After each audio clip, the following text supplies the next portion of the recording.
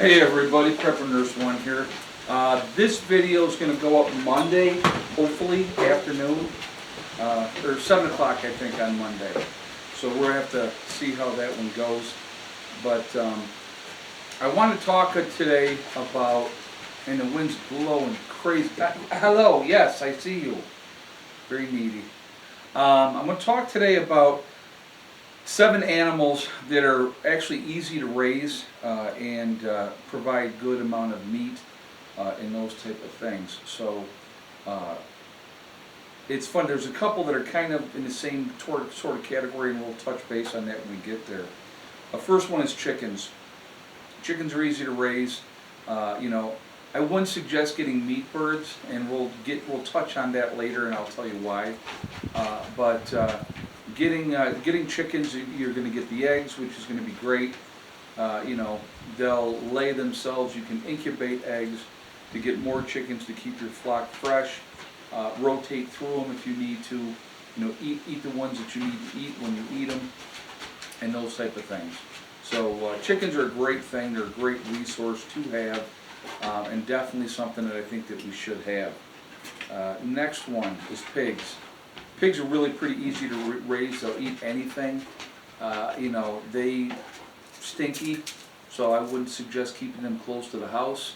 But pick an area out, let them work it. They will work that ground. They'll poop in there. They'll do all that type of stuff. They'll root around.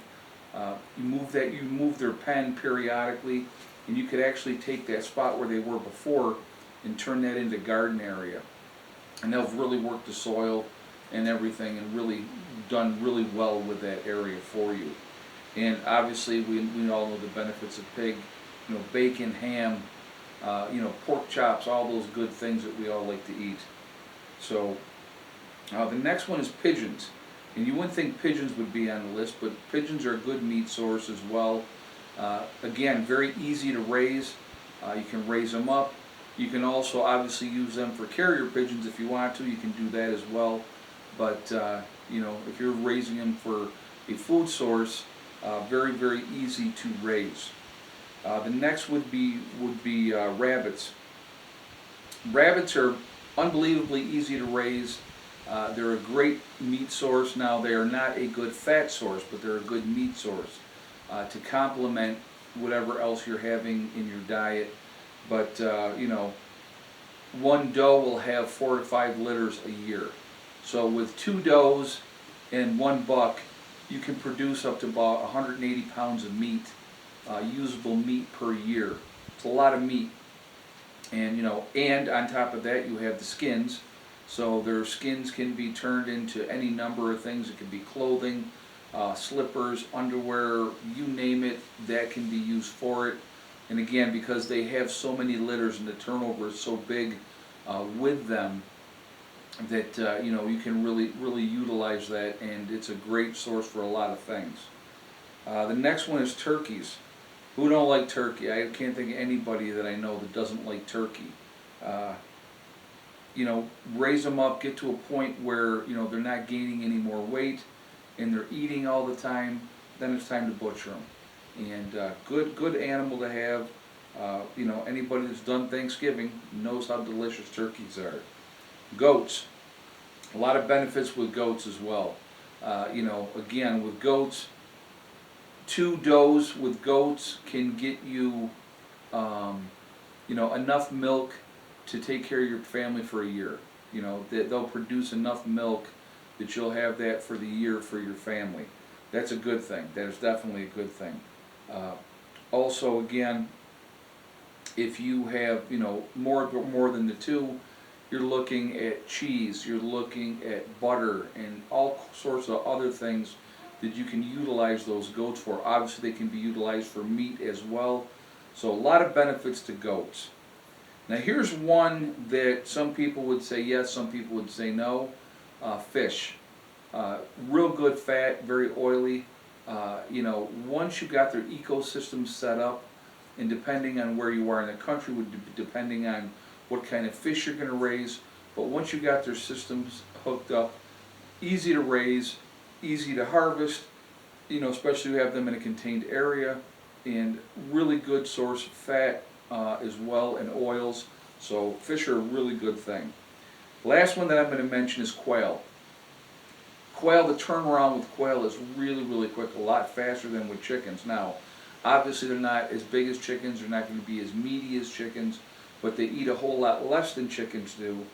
They also lay eggs, and so you can, take a whole bunch of quail eggs to have a nice little omelet, but again, you can utilize them for that as well if you wanted to. And they reproduce really quickly, and like I said again, it's definitely cheaper. So those are 7 things, guys, that you can utilize, that you could have on a homestead, that you can, not a ton of work. There's always going to be work involved. Chickens are work, cleaning out their area, making sure they have fresh bedding in the, their nesting boxes and those type of things. And there's some work with that. Obviously, with all of these, other than even with pigs, I guess would be making sure that predators don't get in there and get at them. So making sure your animals are safe, and that they're in good shape that way. So just some quick thoughts. Animals that you can raise on a homestead. I know, from this list that I'm looking at right now, what I would like to have here, I definitely want chickens. I want to have pigs. I definitely want rabbits, goats for sure. And as far as the other ones go, like the fish and the quail, eventually if we get a pond set up somewhere and utilize that, then definitely I would like to have that stocked with fish. Pigeons, I don't really know if I would want to eat pigeons, I don't know, but quail I would definitely eat. So, that might be something that we have down the road as well. But just a couple of examples of things. I hope this video helps. I'd like to hear your feedback.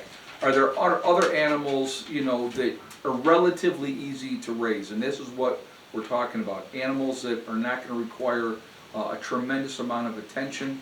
I mean, with chickens, you go in the morning, you let them out, you feed them, make sure they got water, leave them alone all day. They'll go back in their coop by themselves. You go in there, you collect the eggs at whatever point in the day you decide to collect, and then you close them up at night. And as long as they have, roosting places, and like I said, as long as you're keeping those nesting boxes clean, you can also utilize their waste. If you're using sawdust, you put the sawdust and you get the poop mixed with that. Let it sit for a year after you clean it out, and then put it into your gardens. You're going to have really good soil. It's going to be really good for growing. All those things are important. It's all part of that ecosystem of working with everything. So just some thoughts. Again, I'd like to hear your feedback on it, what you guys think, all right? Remember, folks, we truly are all in this together. We are one race called the human race. As soon as we can figure that one out, we truly will be in much better shape. Also remember to hug and kiss the ones that you love. Tell them every single day. Tomorrow is not guaranteed. We never know what's going to happen in life. So it's really important that we tell the people that we care about every single day how we feel. Last but not least, STD, step, thing, and day. One step at a time, one thing at a time, and one day at a time. Whatever you're trying to do, whatever you're trying to accomplish, you can do it. The only one that's going to stop you from achieving your goals is you. That's it, nobody else. Stay positive, stay away from the negativity, stay away from negative people that are telling you what you cannot accomplish, because you can accomplish anything you set your mind to. All right? Be safe, keep prepping. I will see you all later. Have a great night. Prepper Nurse 1, out for now.